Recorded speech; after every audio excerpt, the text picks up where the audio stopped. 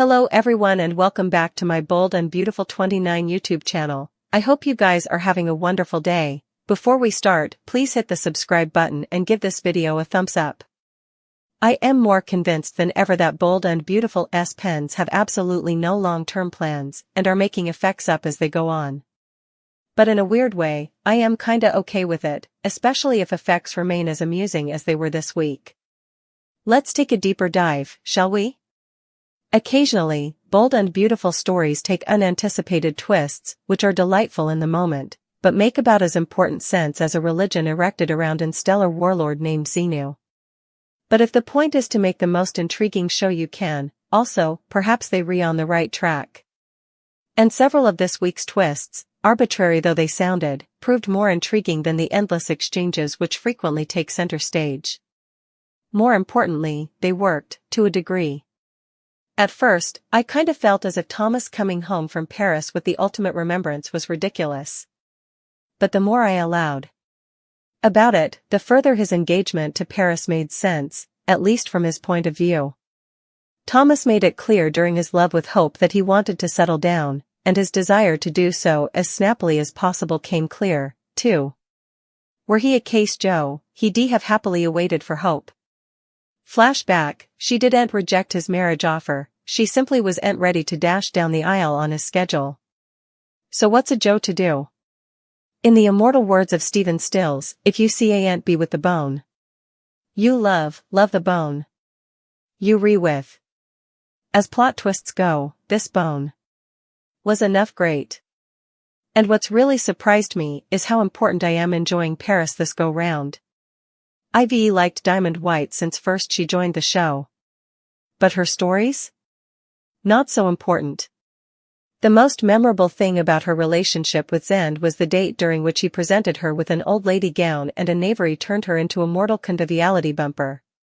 But during the brief time she and Thomas lived together, I recall thinking, this could be commodity.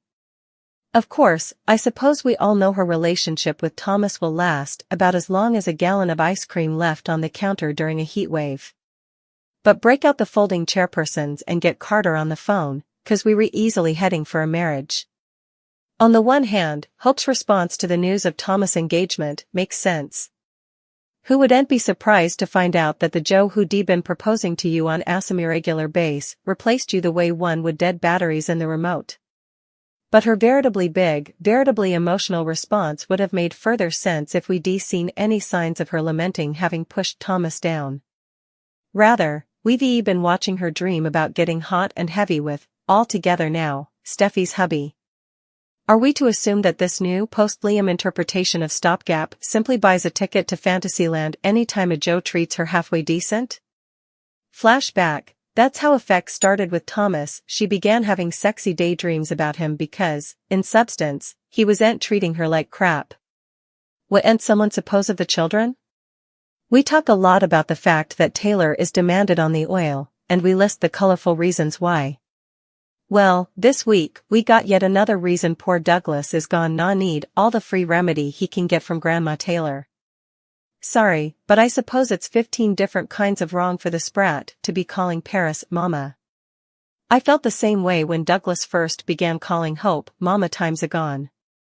Over time, it came less obvious, because she really did come to be a huge and important part of his life. But with him calling Paris and Hope Mama at the same time? Yeah, that's muddled up. Worse, it robs us of what could be a lovely moment down the line. Let us see Douglas and Paris cling. Also, ultimately, play the scene in which he says it feels weird to call her Paris and they decide, together, that he can call her Mama if he wants. And perhaps have Douglas struggle with that, saying he feels perfidious to his other mama. That would feel real, genuine and earned as opposed to what we saw this week, when Douglas calling Paris Mama felt not only unearned but like nothing further than what it was a quick mega-hit plot point designed entirely to make Hope feel like crap. Who out there thinks that when Bold and Beautiful brought Clint Howard on, the plan from the launch was to tie him to Poppy's history? Because if you actually believe that, I'd like to bandy a certain Brooklyn grounded ground I'd just be to be dealing. To be clear, Luna's backstory has been a mess from the morning. Flashback when Poppy was calling and soliciting her to stay down from the Forrester clan? Why? No way mind, because they also rewrote history to make it Lee who wanted to keep Luna down from the Forrester clan, because reasons. Obviously, we all knew there had to be further to the story than Bill being Luna's pater.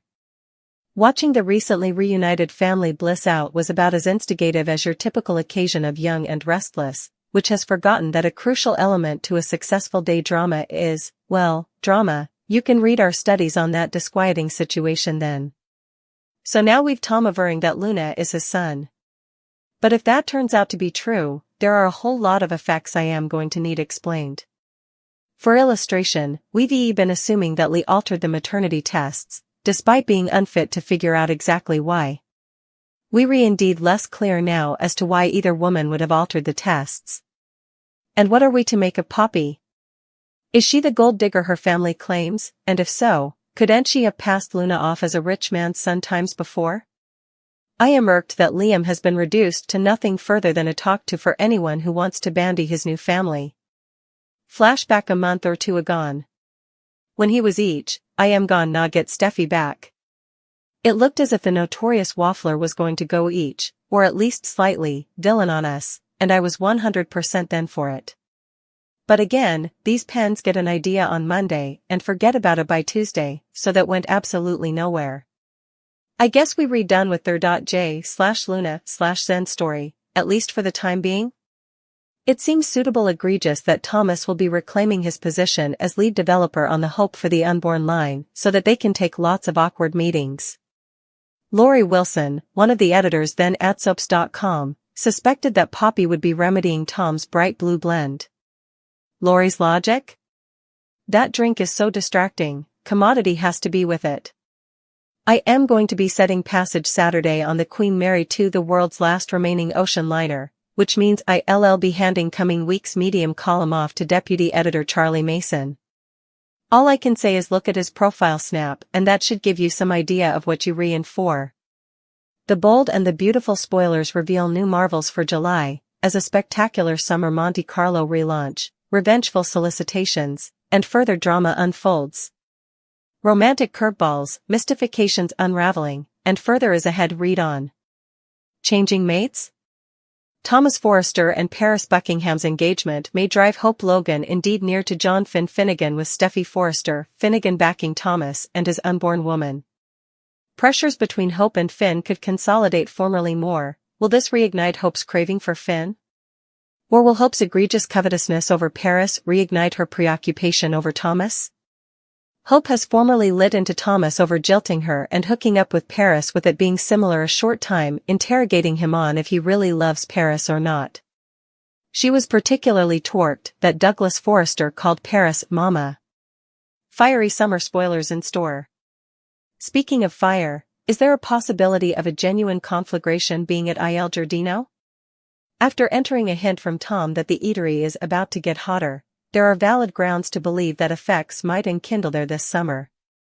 Still, she might come furious enough to seek scorching vengeance, if Tom manages to provoke Sheila Sharp in different ways. Or will she cook up some lingo-scorching refections with deadly indigestion as side goods? Those are all burning questions that need answers. Further, who's the daddy drama, or commodity differently? Meanwhile, Poppy Nozawa will face a daunting challenge as she confronts the pitfalls from Tom, all while trying to keep her once retired. Despite Poppy's grim sweats to maintain her joyful life with Bill Spencer and Luna Nozawa, Tom's hindrance could produce chaos. Thank you for watching this video. And do not forget to like, comment and subscribe.